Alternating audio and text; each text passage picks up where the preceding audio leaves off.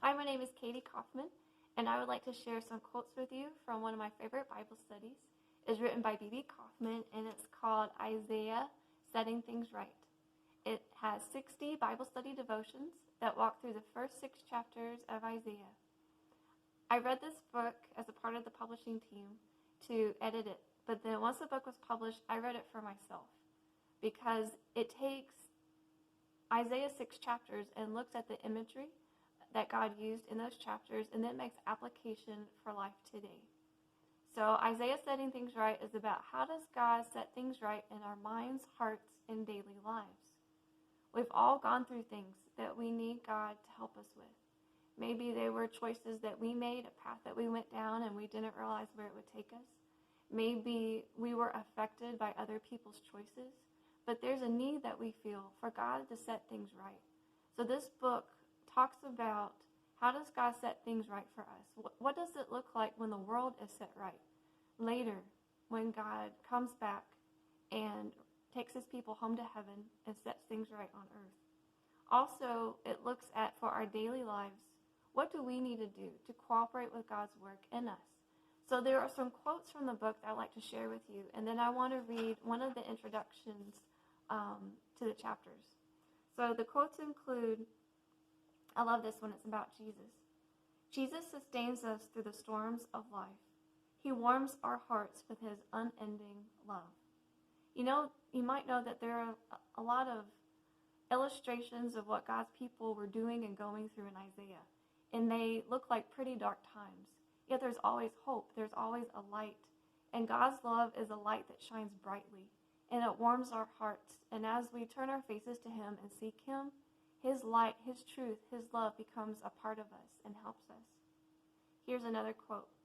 Our Heavenly Father has given us an instruction manual for life at its best. There's a list that's about what are godly leaders supposed to be doing. Sometimes we see leaders are following God and sometimes they're not. Well, what does God want leaders to do and to be? Another quote says, faith is taking hold of Jesus. So I love the one-liners that are in this book and the paragraphs of application. Every Bible study devotion in this book ends with some bold-faced application that we can apply to our lives today. And there's also questions for personal reflection and group discussion.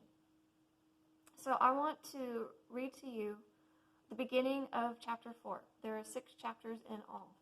And I can really relate to this chapter. It says that good is waiting.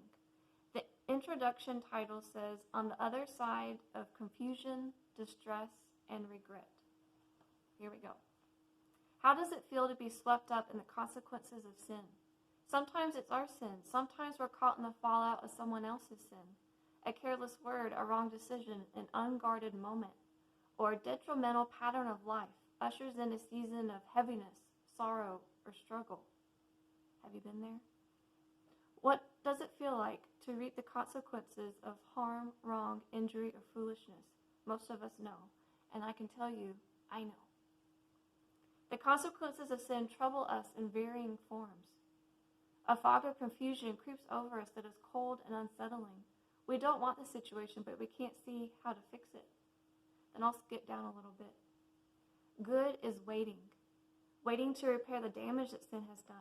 Waiting to refresh us and revive us. Waiting to conquer what harms us. Waiting to drive away what hinders us.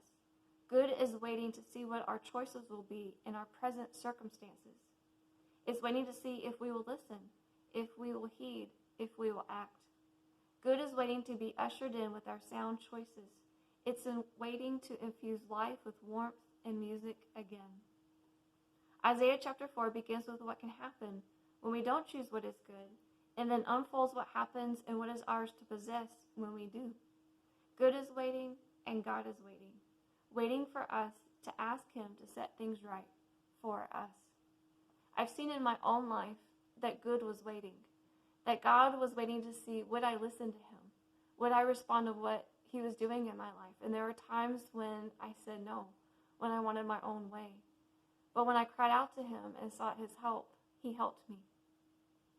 And then good was ushered in. And it came in the form of help to win a spiritual battle in relief from anxiety, to have peace, to have joy again.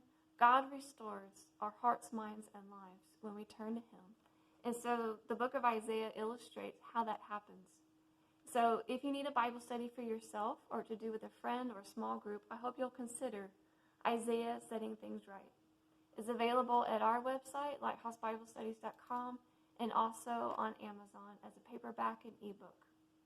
May God bless you and help you in the daily struggles of life, and may you turn to him so that he can set things right in your heart, mind, and life. Thanks for watching.